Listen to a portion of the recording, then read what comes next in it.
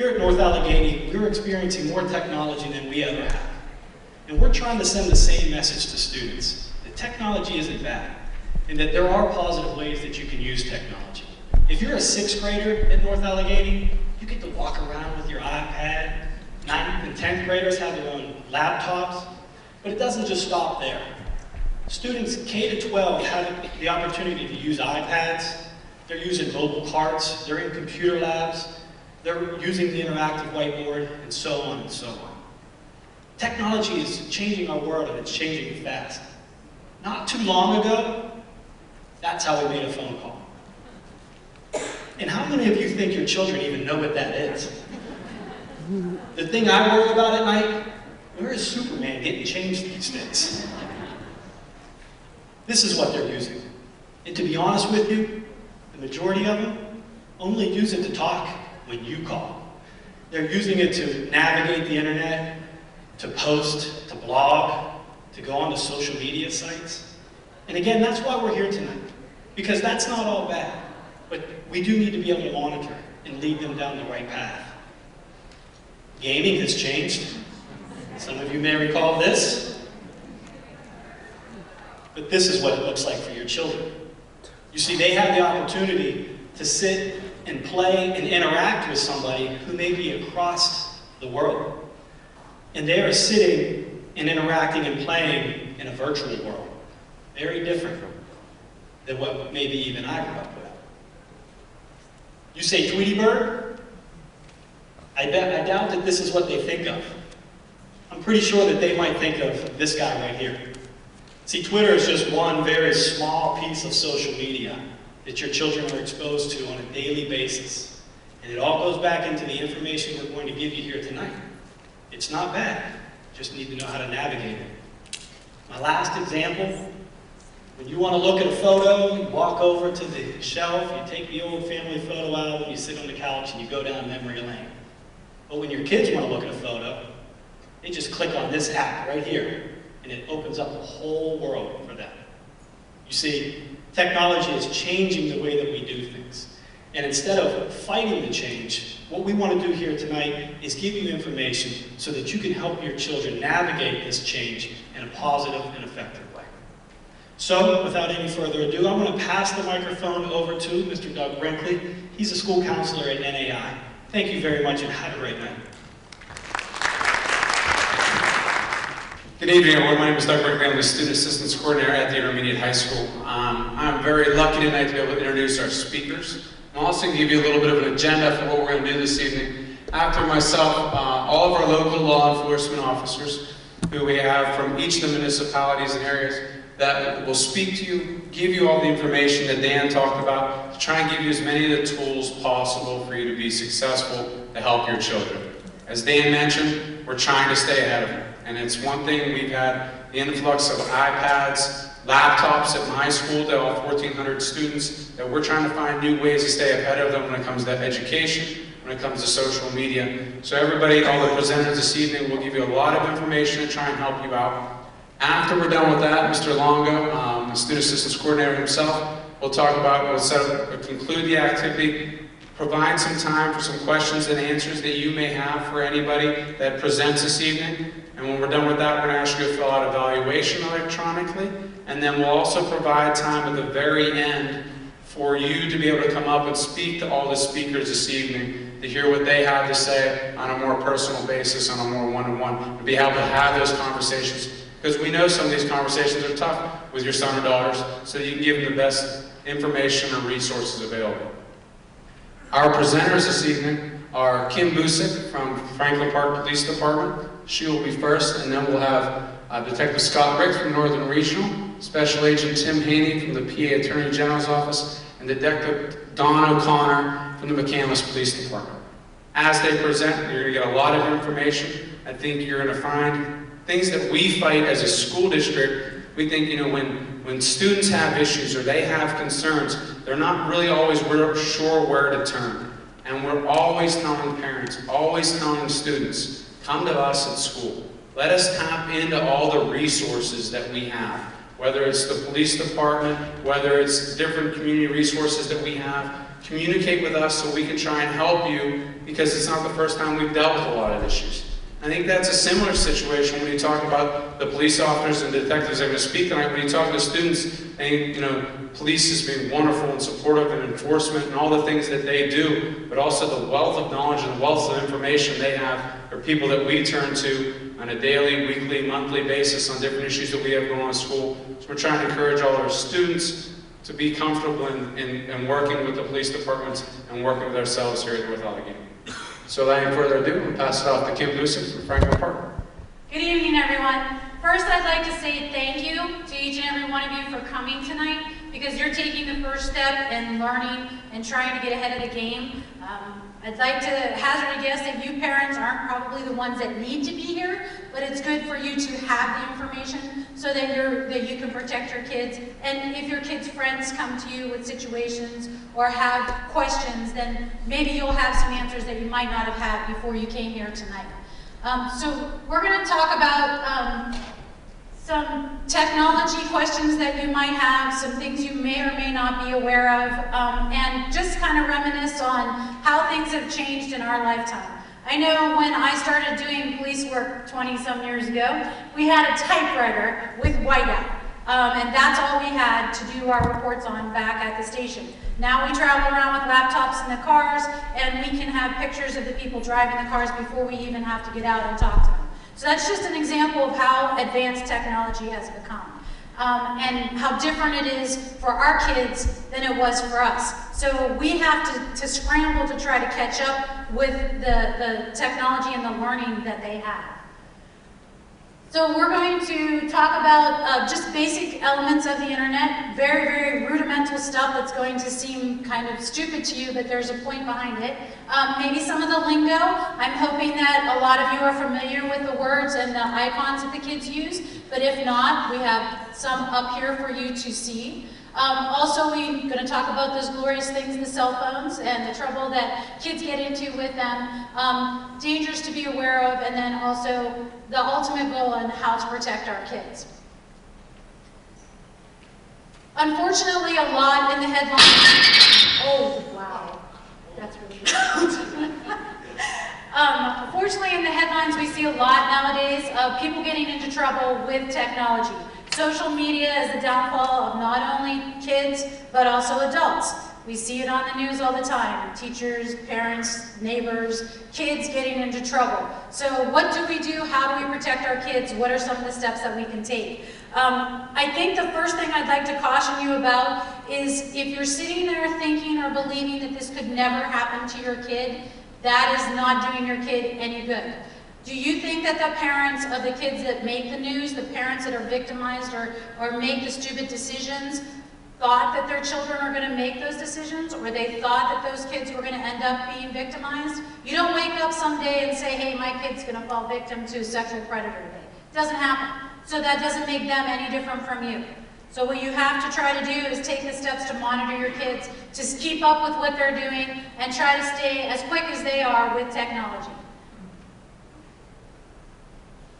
So when we talk about the internet, we talk about a lot of people using it and accessing a lot of information. And it has already been expressed before that we can talk to people all the way across the world. A lot of your kids are doing gaming, and a lot of the games now have the availability to play with people that they don't know, aren't necessarily friends, that people can be all the way on the other side of the world. So we have to understand that, number one, because we live in the United States, we have a very large percentage of our kids have access to that technology. So that's going to make our kids at higher risk than anywhere else in the world. All right, so they're using it more, they're going to become more easily preyed upon. So we have to be aware of that. Also, as parents, we may not want to know this, but you have to understand that your kids are getting text messages, they're getting emails, they're getting information that they're not sharing with you. They're getting text messages they don't want. They're getting requests for things that they don't want to do. You have to understand that that stuff's happening all across the board on every age of kids working with cell phones. This is for the computer geeks in the audience. I always thought that it was funny that Bill Gates himself thought we wouldn't even be where we are today, and we have more than that in memory on our cell phones we're carrying around in our pockets. And in our lifetime, they have come so far to make it something they didn't even fathom so many years ago. So it is a tool that is great benefit to us because we can find a whole bunch of information. Your kids don't have encyclopedias like we did when we were growing up. Very few of them go to the library anymore for research. Okay, so they're doing it on their computers at home, so that stuff's all good. Those are all great ways that they're expanding their knowledge. But whenever you look at the downside to it, it also makes them accessible to a lot of other predators that they wouldn't necessarily be accessible to. It also allows them to communicate with each other in a manner that they wouldn't normally communicate with in that manner if they were doing it face to face. So I always show this slide to the kids because they don't understand the population and where they fit in the world. And if you do the math, only 1 in every 12 kids in the world has a computer in their home. All right, only 1 in every 12 kids. So when I have them in the auditorium, I have 1 out of every 12 kids stand up and say, okay, you're the only one that's allowed to use a computer for the day. That doesn't go over well at all. So it just kind of expresses to them the difference and how more they are exposed to the different elements of the internet. So do you know how your kids use the internet? How do they use the internet? How do they use their cell phones? What's the most popular thing that they do? Do you know? Do you check their phones?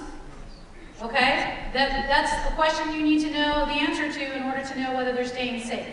They're going to be required to use the internet for school, but they also use it a lot not for school.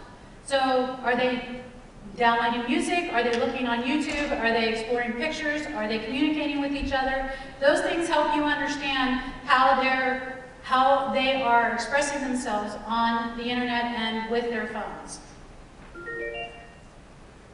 So these are some of the sites that I talk about with the kids that they use. YouTube, MySpace, Facebook, some of the places that they go to talk to each other like Twitter and Instagram.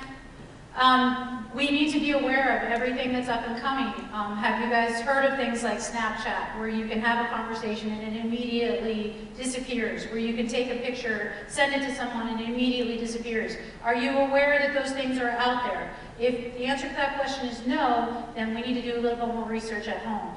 Sit down at the computer and type into any search engine, what are the kids using to communicate? What's the most common app that they're using to hide their communications? Those are ways that you as parents can investigate and learn the things that kids learn from each other. Okay, they have each other to learn from. We need to use the resources we have on the computer. Okay, so if your kids don't have phones that have internet access and they're limited to the computers in the house, where are your computers? Do they have access to their computers unmonitored? The reason that I ask is because when they're unmonitored, they're not going to censor what they do and say. And that's where a lot of them get into trouble. We did have a 14-year-old girl in Franklin Park who started communicating with someone she believed was a male of 20 years old. And they, over months, established a relationship, and she decided she was going to sneak out one night and meet him. Well, it turned out that he was not 20 years old, he was in fact 24 years old, and he took her and left the area with her, and they were apprehended trying to cross over into Canada. The thing about our area is in 30 minutes, I can be out of state. Okay, so if I decide that I want to take someone and cross over the border into another state, I can do that within 30 minutes. Within 2 hours, I can be out of the country. Okay, so we have to understand that that makes us also a very nice hunting ground, so to speak, because we can quickly get into Canada, we can get into Ohio, West Virginia, and as a police officer, communication is difficult from department to department, let alone state to state. So those are things that we need to be aware of when we are talking to our kids about who they're having conversations with on the internet and on the different apps that they use.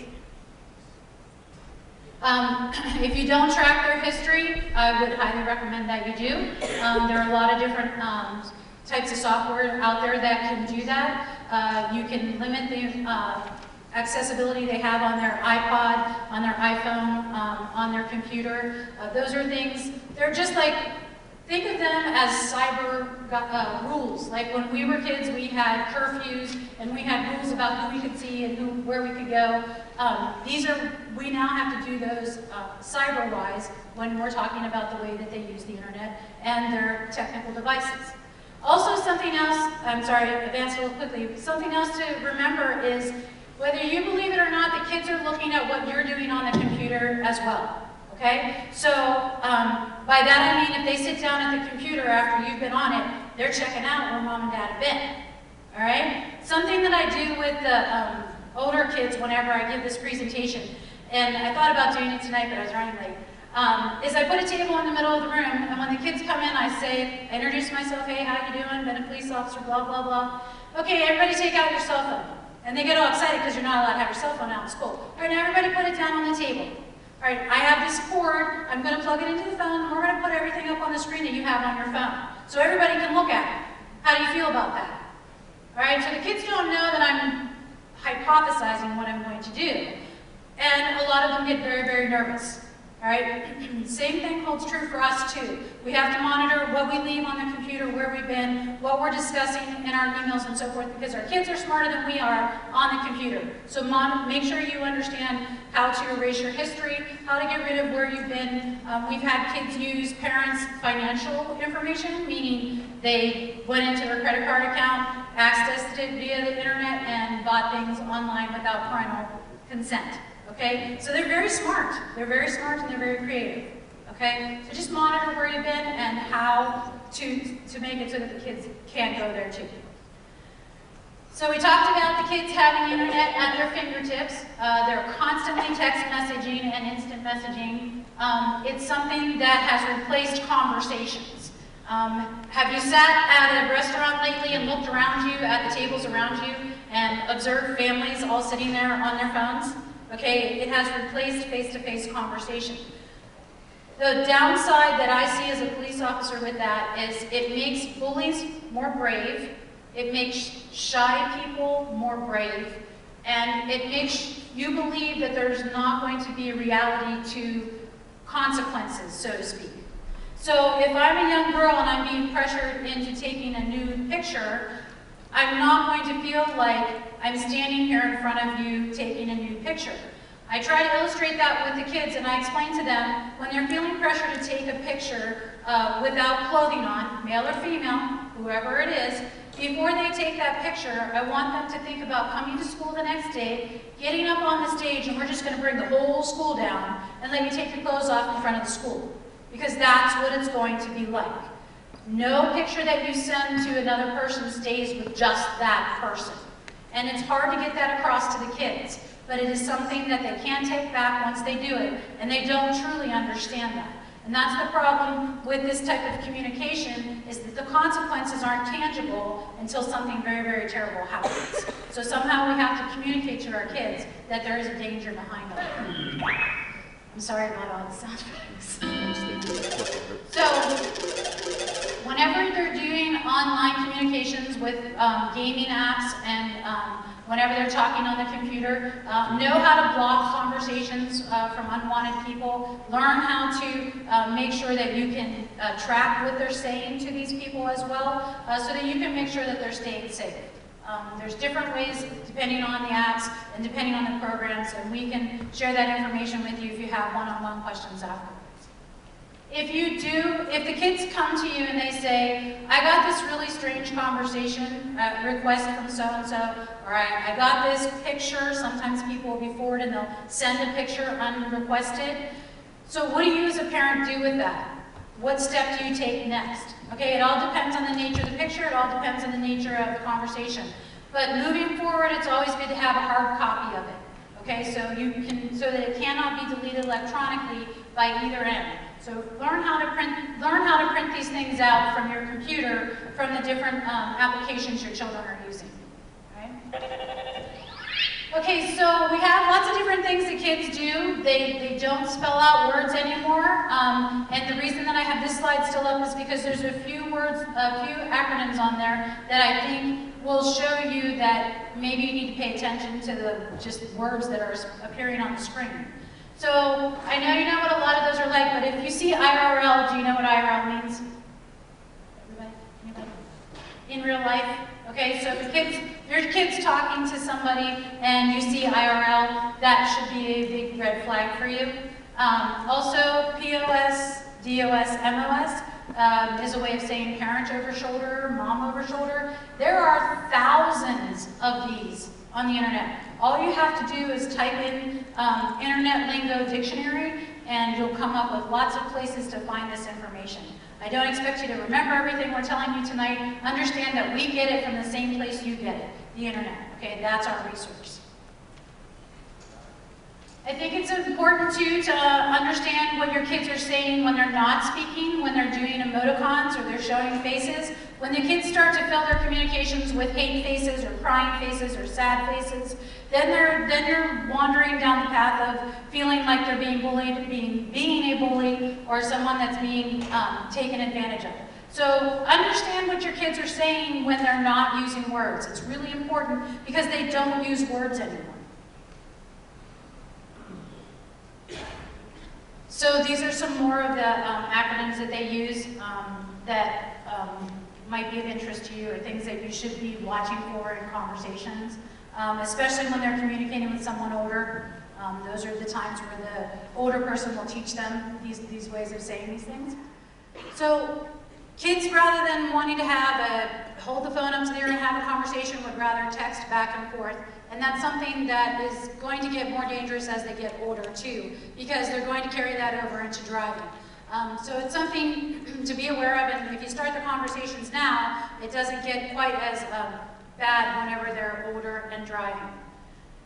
So how are the teens using their cell phones? Well, we already talked about using them now as internet, and this graph was before they came up with these. Unfortunately, the statistics cannot keep up with the technology. By the time they do a study and they print and publish the information, the technology is already advanced beyond it. But the point is that the kids are using those phones for much more than just talking on the phone like we used to use phones. So text messages and phone messages are the same, as I said, with when you're getting printouts from the gaming apps, and also when you're getting unwanted pictures and messages. So you should learn how to, or teach the kids, or learn how to block incoming numbers on cell phones, and on the iPods you can make it so that they won't take or won't accept calls from certain numbers. So if you cannot stop a communication between your child and someone you want them to stop talking to, you can make it so that they cannot talk on the device that they have in their possession. You can block it either on the cell phone or on the iPod, and make it so that they cannot communicate in that fashion. And then monitor the internet or the home computer. Oh my gosh. Okay. The big thing that kids also don't understand until they come face to face with these kind of problems is that they can be traced back. Every single every single piece of technology that they use can be traced back to them. So when they send harassing messages, or they send bullying messages, or they try to get someone to do something that they shouldn't do, those messages can be traced back to the sender. That gives us as parents a little bit of comfort that it can then be investigated and we can find out truthfully where it came from. But it's also something to caution the kids about, because again, the anonymity of being on the other side of a phone without a human being to look at sometimes makes people braver, and they do things they wouldn't do if they were face to face.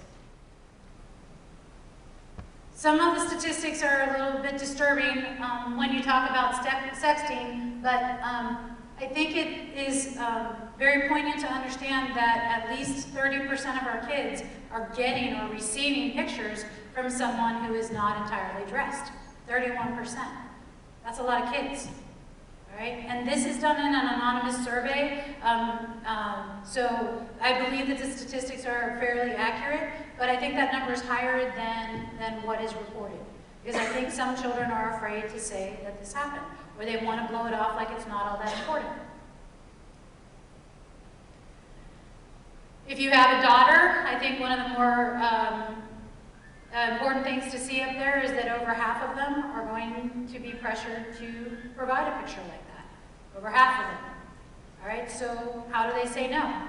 What should they do when those kinds of things happen? These are conversations we need to have with our kids. All right, you don't want them to go into these conversations blindly or be facing this kind of stuff by themselves without any help.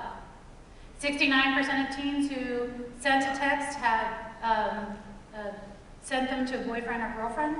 They always believe that it's their true love and that person will never forward that picture to anyone, and I've already told you how I feel about that, okay? You might as well get up in front of the room and show everybody what you're going to show in the picture.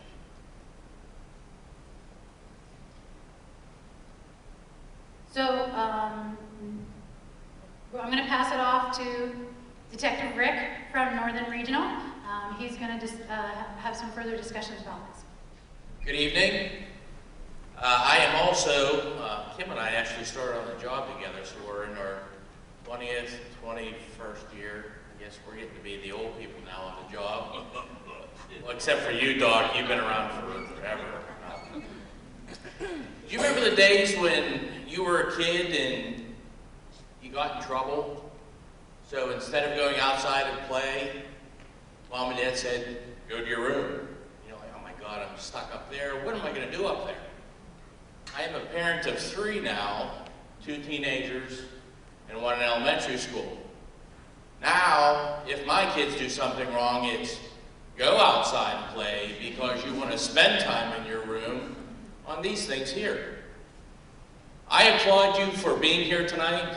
As Kim had said earlier, the problem is you are probably not the parents that are really of concern because you're the ones watching.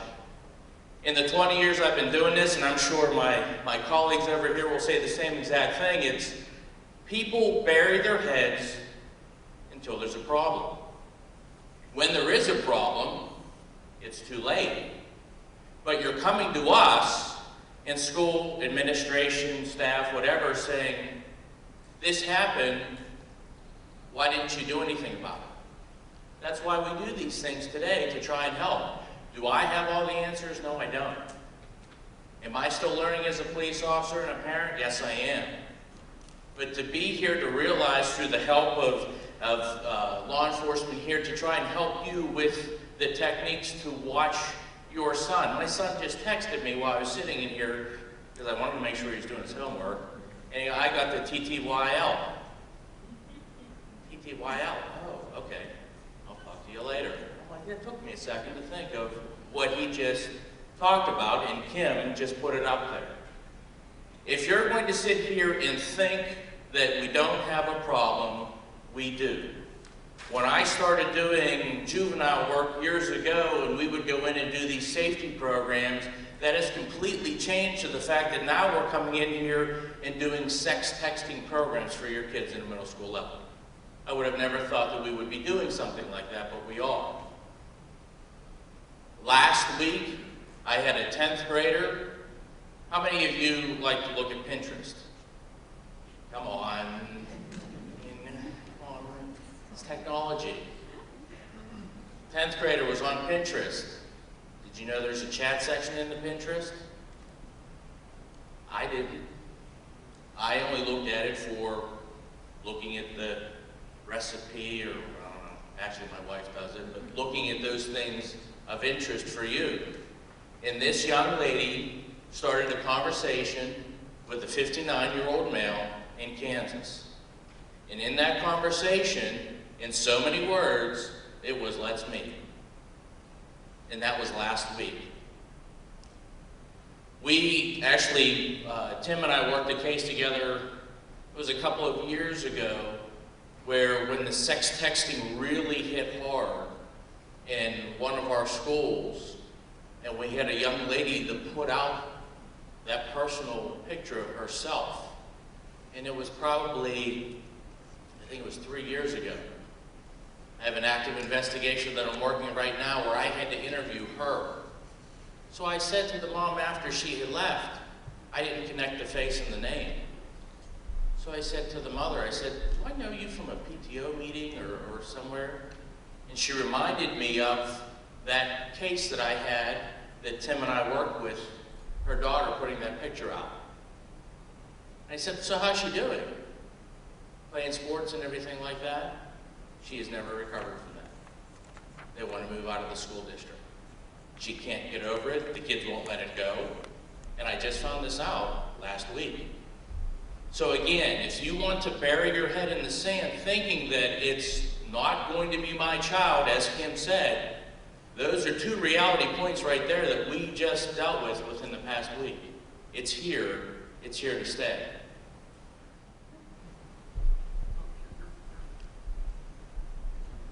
Some of the things that we deal with, and this is what we like to go over with the kids, especially because we want you to understand what can happen to your child if they get caught. If they get caught committing some type of crime. And we have this listed up here. We have 3 levels of crime that we as law enforcement deal with.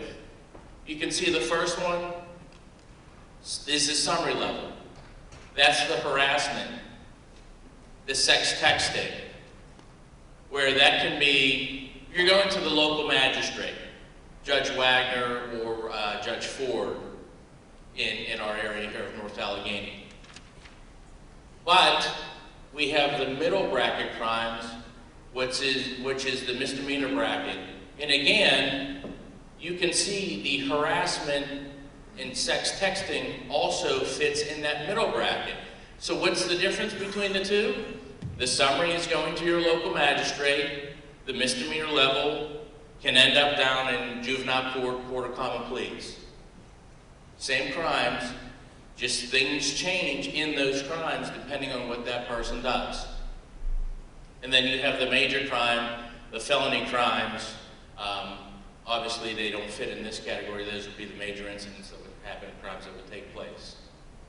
The things that kids do not understand is both, for me, I deal in North Allegheny and Pine Richland. Both school districts have probation officers assigned to those school districts. It was never like that before, but because the crimes are getting at younger ages, the need is there to have those school-based probation officers. So when these kids commit the crimes, and that's what we try to talk to them about when we do these programs, the first thing that you need to obviously tell your kid, I tell my kids all the time, is this right? Can I show my grandmother that picture or that statement? Before I push that enter button, is this right? Because, to go over this with your children, these are some of the things that they'll go through.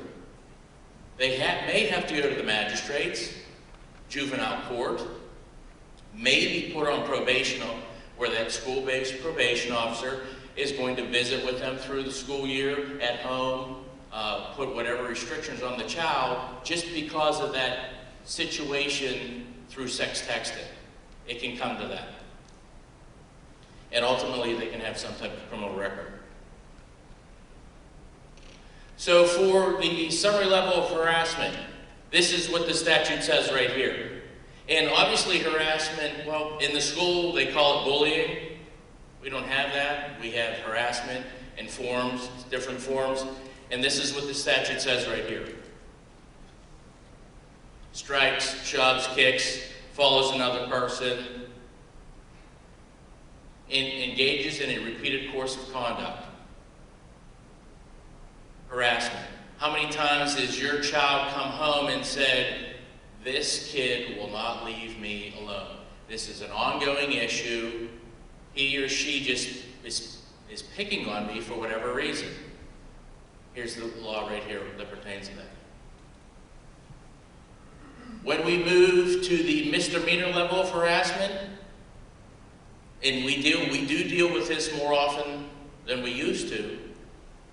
Right here you can see the first one would be threatening words, drawings, repeated course of conduct in an anonymous manner. You know, the calling the person on the phone repeatedly, blocking their numbers.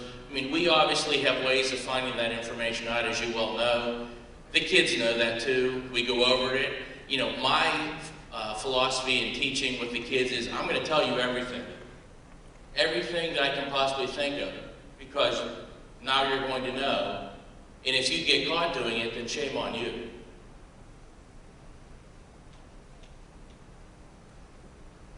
In harassment, these are the different forms. When we started on the job, it was usually the verbal harassment, the oral harassment. Now, the main one is the one we're dealing with the most, the electronic. So it can be verbally stated, written, or in an electronic form. And that's the biggest one that we deal with the most.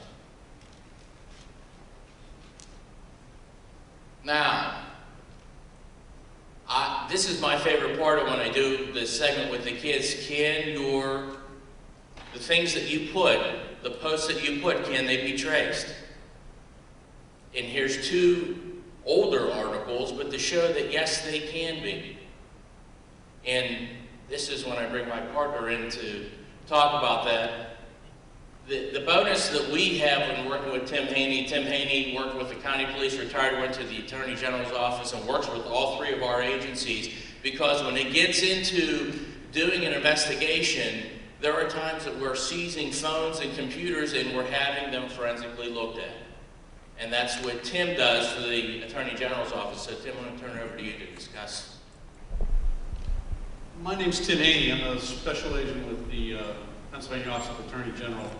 To give you a little bit of my bona fides, I've been qualified as a computer forensics expert in both federal and state court in several cases, several hundred cases, involving primarily child pornography and child exploitation.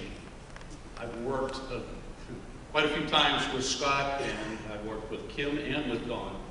And I have to tell you, this community should be extremely happy that you have such a repository of talent, skill, and law enforcement experience in these three individuals. Very, very rare is it to be concentrated in one community like this. So it's something you should be pretty grateful for. As Scott mentioned, I worked quite a bit when I was with the county police and also now with the Attorney General's office in child exploitation type of cases, primarily doing basically digital autopsies on the electronic devices that are turned over to me in a case for examination. I usually refer to these devices as devices because it's not just computers. People say you're a computer expert. Well, no, you have to be a device expert. Cell phones anymore are by far overtaking computers when it comes to the devices used in criminal investigation. The convergence of the computer in the cell phone, coupled with many of the applications and basically free wireless internet access wherever you go, has become so prevalent. It is the instrument of choice for both criminals and for victims. Victims primarily being children. Children, as Kim said, are much smarter than us when it comes to how to use, knowing how to use these devices, and can teach us all, including myself. The video she showed and said that it was a little old, got news for you. I was around when Bill Gates and Microsoft was a garage startup. I actually bought the first PC-DOS that was put up for sale from Microsoft. That's old. That's old. So I kind of grew up with this, and you just see it coming and see it coming, and I can see the future. It's going to get harder and harder for you to do your jobs. We could stand up here and give you all kinds of technical advice for what to do, and give you some war stories about things. In the end, and what it's always broken down to is, you parents are on the front lines in this battle to protect your kids. It is your job, first and foremost, to teach your kids about the dangers in life, not just in the electronic world. When you fail to do that, you're destining your child for a life of hardship.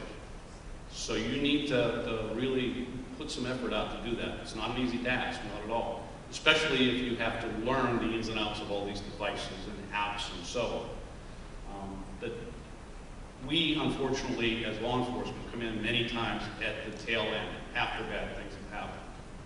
It's really nice to be able to come in at the front end and maybe offer you some type of resource or some type of tool that helps you do your job as a parent too.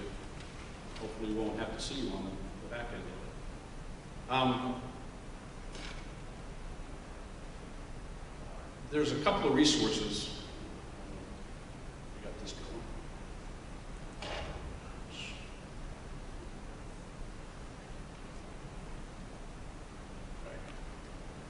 Where that slide went to, but two really good resources. I'm sure you've probably heard of the National Center for Missing and Exploited Children. It is a federally funded organization, has been around for almost 2 decades now. They do some really great work in child exploitation, tracking missing children. They are a huge help in law enforcement when we go enforcing the exploitation of children laws. They have a resource on their website that is specifically designed for law enforcement, it's specifically designed for schools, it's specifically designed for parents and families. I would highly recommend, if you have any confusion, if you are in need of any type of resource, to know what to do if you're faced with any of these incidents, to utilize that. Very easy URL to remember, it's www.missingkids.org. Does it get any simpler than that? A second one that we have with the state's Attorney General's office, if you go out to www.attorneygeneral.gov, there is a tab at the top that will take you to, I believe it's media and training, or media and resources. Under that tab, there is a video that one of my colleagues, who was here in the audience today, Phil Little, is in our outreach group. He has been the star in this video. It's a 25-minute video that it goes into very deep detail about the various applications of social sites, Snapchat, Tumblr, which, by the way, we find more and more in child porn cases, the use of Tumblr. All the social sites. Phil goes into great detail for parents on how to set up accounts, what the kids should be doing and not be doing within those accounts. It's well worth your time and effort to go out to that too. And by the way, Snapchat, I know Kim said it, the big deal with that is, and all the kids really believe that you can take a video, you can take a picture, and you can set the time that it lives, how long it stays, so that when it's sent, it only stays visible for 15 seconds or whatever it is. I have done a number of cases that involve Snapchat, that involve inappropriate pictures, and while the kids think that it disappears, I got news for you, it doesn't disappear. We have been able to pull back in most cases, most of the pictures and videos that the kids have taken off of their device, their cell phones or iPod, whatever it is. And again, speaking of devices, you'll be surprised at some of the ways that the creepy guys in the world can get in to talk to your kids. Anybody have a PlayStation at home that's internet capable? Or maybe one of the many gaming systems at home that are internet capable. It appears that your child is sitting there playing a game on the internet with friends. They sit there with a headphone on and the microphone on and play the game. These are open forums. They are global in nature. We've had a number of cases where children were being groomed by pedophiles involved in the gaming realm. And that's how they're doing it, is right over the PlayStation or any of the other gaming devices. So it isn't just a cell phone, it isn't just a computer, it isn't just the World Wide Web. If there's a way into your house, they find a way to do it. Again, awareness, educate yourself, know where your kids are going. That's always been my mantra for parents. Advice is get in your kids' business, because there's nobody else going to do it. So, when it comes down to it, we all have to police our kids. I tell people all the time, police work's the easy part of my day. When I go home and I have to parent these 3 kids, and we all have to take care of our homes, and then our kid's downstairs in the basement playing the Xbox, or she's upstairs in the bedroom, you know, whatever game your daughter may be playing or chat, that's where you need to know what they're doing. We all have very, very busy lives. Things have completely changed. When I sit here and I try to explain to my mom, sports are like this now, they're year-round, and kids are a lot more advanced than we were when we were all younger. These are the reasons why. If there is something that you know of, you need to be proactive and come to one of these police departments to assist you. Don't be that person in some of the investigations that we've all worked where they say, I knew that was going on. I was afraid to come forward. Don't be that parent. Don't be that parent where you're sitting here kicking yourself because you waited too long, and God forbid one of us has to see another video like this up here. Okay, Dawn. Is the sexting issue. We had to put this in a little context. We had a case here about 4 years ago involving a North Allegheny student, a young girl, very similar to what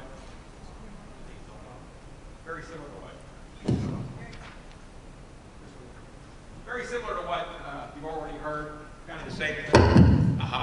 And she left North Allegheny School District because of this case, but it involved what you have heard about, what you've seen. And in the course of investigating this case, I was performing and putting together a lot of court orders to track down IP addresses, phones, things of this nature. And the first assistant attorney's office was a guy by the name of Chris Connors, who was helping me get these orders. And he asked me, would you put this case together to bring it in and present it in a form with Steve Zapala so he can try and figure out how they're going to work these cases. These new laws weren't in effect yet. And so we agreed to do that. Tim was at the meeting. Steve was there. My chief, the heads of the units all sat down, and I brought this case in, and I explained it was very typical of what you've already heard. You know, young lady had a picture disseminated by her boyfriend, went to this guy, went all over the whole school district. We had a flow chart, a 6-inch ring binder with all this information, these court orders and all the stuff we had done. And in the end, we didn't charge anybody with anything because we didn't have the appropriate laws to charge this guy with, or anybody who was involved in the case. Kind of sad because not only was a lot of work, this girl was very much victimized. We could not find a statute that was appropriate at the time. I think there was a case in Jeanette in Westmoreland County where they had charged kids involved with this with child pornography statutes, which Steve Zapala, probably rightfully so, didn't think that was appropriate to do, to charge these kids with these felony level offenses under the Crimes Code. So what was needed was a new law. And if it ever so happens your kids come home and not their phone sometimes, it might be what happened. It's a law, it's called Transmission of Sexually Explicit Images by a Minor. We also call it the sexting law. And it puts in summary and misdemeanor offenses for different things that kids do with these phones, taking pictures of themselves and disseminating them, or somebody else disseminating pictures that they get on their phones, okay? The easiest way to describe this is kind of look at the law and read it. It's very self-explanatory. I think there's a handout. We're going to get a handout you can get, it's right in there. So just to go over it very briefly. If you knowingly transmit, distribute, publish, or disseminate electronic communication, that could be a summary level offense. If you knowingly possess or knowingly view a sexually explicit image of a minor who's 12 years of age or older, knowingly views, that's described in the statute. So a lot of people say, you know, I can't stop people from sending me things. You know, if I get something on my phone and I look at it, is that against the law? Well, that's not what really knowingly views means, okay? So if you get something and you delete it, that's kind of the intent of the law. It doesn't mean that if you just happen to see it by mistake, that's going to violate the statute. If you take a picture of yourself and you keep it on your phone, that's a summary offense. And summary offenses, those are handled by the magistrates, okay?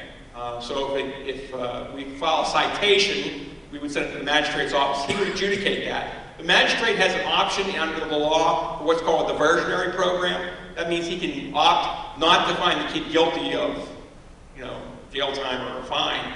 You can actually send them to a program. If they successfully complete the program, he can dismiss the offense. So there isn't a diversionary plan written into the law. I called the magistrate's office. He has not seen a lot of these cases yet, so he does not have a set diversionary program you would send a kid to. I'm sure if the kid is represented by counsel, they probably find out what those are, would be able to provide that to the judge. But right now, he doesn't have one standard program that he's going to use. So if you take the picture, you keep it on your phone, where you have a picture on your phone, summary offense, magistrate, hearing, things like that. Where it gets a little bit sticky here is it becomes a more serious crime. It has to be handled in juvenile court. It's a misdemeanor or felony. So it's a misdemeanor if you distribute that or publish it. So the kids that somebody gets one on their phone, and now they send it to everybody on their contact list, that's a misdemeanor 3, a little bit more serious of an offense. Magistrate has no jurisdiction over that. It would be juvenile court. If you coerce, intimidate, or harass someone, in other words, girlfriend, boyfriend, that he has a picture of her, he decides that when they break up, he's going to get back at her because he's mad at her. Now you do that with a little bit of malice, that makes it a misdemeanor 2. So if you distribute that or disseminate an individual picture of a minor, and you do that with the intent to harass or annoy or something like that, that's more serious of an offense. This is the one I like. It's in the statute. Any electronic communication device, not just a phone or it could be a tablet or a computer or whatever, used in violation of this section shall be subject to forfeiture to the Commonwealth. It's written into the statute. So if we have a case, one of these cases, and we investigate and we charge somebody with a case and there's a phone involved or a tablet or something like that, the law says we can keep those. We can keep those. Right now, a couple of cases I've had, a lot of times how these cases develop is one of the patrolmen call me or at the school's found a phone or half dozen phones with pictures on it because they undertook an investigation, started looking at some phones. And my first thing is bring them all to the station. We're going to get a search warrant, open them all up, and take a look at see what's inside, okay? That's how we do it. That's what the law says we have to do. If they're in my station, can I keep those? Well, if we charge somebody and they're adjudicated under this offense, yeah, we can keep them. I think the legislature here was thinking, maybe they don't, it's a misdemeanor summary offense, don't care too much. $600 iPhone, not going to get it back. That might have some teeth in it, so that's what their idea is, I think. Right now, I have not kept many of these because I just don't have room for them. I don't have any capacity to do anything with them. There's a lot of charitable organizations, nonprofits would love to have them. So probably someday we may be doing that. We're looking for a little guidance in the DA's office on that one. Relatively new law. It's only been around for about 2 years now, I think. So I think this is actually something probably more what Kim may be talking about, but if you don't think it's not easy to get caught doing this, I've investigated probably a dozen of these cases when the law came into effect, and it's pretty easy to make the case. Pictures on the phone, okay? So not a whole lot to say there. It's going to violate some part of the statute. This is the slide Tim was talking about with the resources on it. Missingkids.com, the Attorney General's office, and if you go on there, there's a link to that video also at the top. Okay? And also, I should mention real quickly that we also have a tips line in North Allegheny, and the Pine Richland has a very similar one. So this has been around for a long time now. But you can leave anonymous tips. Doesn't have to be about what we talked about tonight. It can be about anything, and it is, because I listen to these messages. They're all about all kinds of different things. 724-933-TIPS. You can leave a message on there, and we'll get that message. It notifies that there's a message on there. We're going to listen to it. So fine to do anytime. So that's all I have, guys. Okay? Kim's going to come back up. Okay, you got a lot of information tonight, probably inundated with lots of things going on in your brain. One thing I'd like to say that I probably should have said at the beginning, some people have the misconception that if you come to the police department with a question or with a problem, that we're going to go guns blazing and go out and make an arrest, all right? And that keeps people from coming forward a lot of times. And that's not necessarily the case. There are some situations where our hands are tied and we must do something.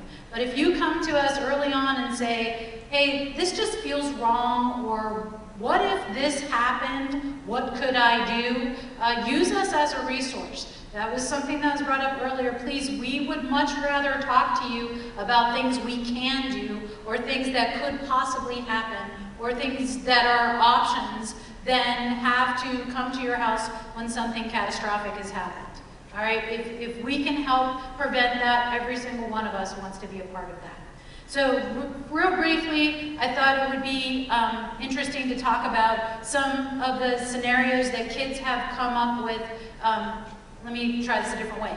The slides I'm going to show you are off of a website that helps counsel children. It's a resource for parents and teachers.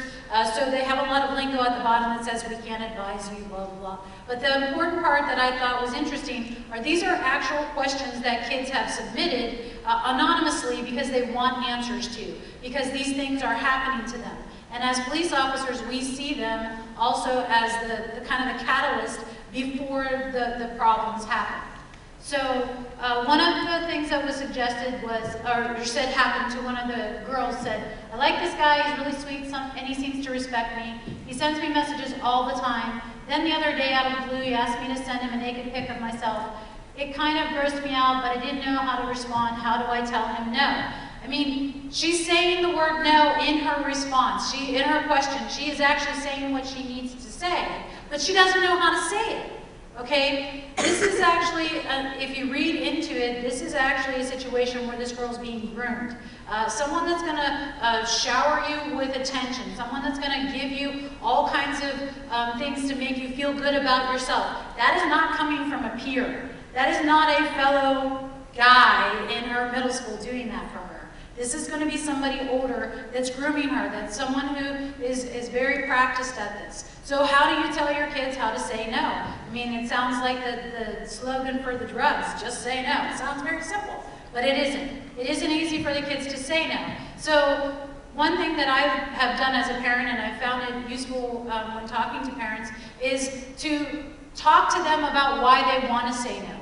Why is it important that it isn't something that you do? What is it that you're feeling that makes this wrong? And once they can articulate those feelings, and once they understand and can put words to how they're feeling, no comes a little bit easier for them. They also need to understand that it isn't necessarily a popularity contest, but that they need to be concerned about themselves. And that's really hard to teach, which is why it's great that you guys are here when your kids are in middle school, because if they can learn it now, it's a very, very important tool. Okay, one of my guy friends keeps texting me and asking me for a naked pic. I tell him no because it makes me feel really weird and awkward, but he won't stop. Oh, what do I do? Okay, so this is a friend, all right? This is a friend. This isn't somebody that she's dating. Maybe she's thinking about dating him, but right now, he's just a friend, and it makes her feel bad. What's in parentheses is always the most important part of a sentence. Remember that. What's in parentheses is always the most important part. So she feels very weird or awkward by this guy continually asking her for pictures, and that's how it happens. When it's peer-to-peer, they're gonna keep bugging, keep bugging, keep bugging. If it's boyfriend, I won't love you if you won't send it to me. Come on, if you really love me, you'd send it to me. If it's a friend, it's like, come on, it's okay to do it. Come on, come on, come on, come on, come on. So how do you say no to somebody that you interact with every day? How are you going to encourage your kid to say no? You need to talk to them about how it's going to feel right for them, how it's going to work for them. Know your kids, know what their strengths are, know how it's going to be possible for them to say no and what they can do. If they can establish a group of friends that they can feel confident in and are not pressuring them to do these kinds of things, that's always a good resource for them too. Okay? Because they trust their friends more than they trust us. They're getting to that age. So that's always a good thing to monitor as well. So we're kind of running low on time, so I'm going to, well, these are just cute things that this website also had, that you can go online and find fun stuff like this for your kids too, okay? That's kind of just a nonchalant way of saying no. You know, just kind of use humor if you want to or if you can to encourage your kids to say no. You'll be happy to know that the unwanted naughty photo you sent made me gag, okay? So those are funny ways of saying no, hey, stop that. And then this slide, just kind of, I'll leave that up there. This is our information. This is how you can get a hold of us. Even if we're not the law enforcement in your jurisdiction, if you have a question about something we talked about tonight and you don't get an opportunity to talk to us face-to-face, please reach us by email, reach us by phone. I know all of us would be willing to answer any of your questions. I'm going to turn it over to Jeff Longo. Hi, I'm Jeff Longo, and I'm the Student Assistance Coordinator at the senior high school. And again, thank everyone for coming out here tonight. We do have some time if you have questions that you would like to ask, you know, in the public kind of a way, and any of these folks will be happy to answer them. And just to remind you again that they will also be sticking around afterwards if you have something of more personal or individual situation that you want or need to talk about. I'll also take the opportunity just to remind you that, you know, we're all in this together, and we as a school want you to know that we're happy to help however we can. So if you're ever concerned, there's an excellent administration, there's excellent school counseling department, and Doug and I and student assistants who, you know, lot of people who care very much about your children, and we're here to work with you to do our best to keep them safe.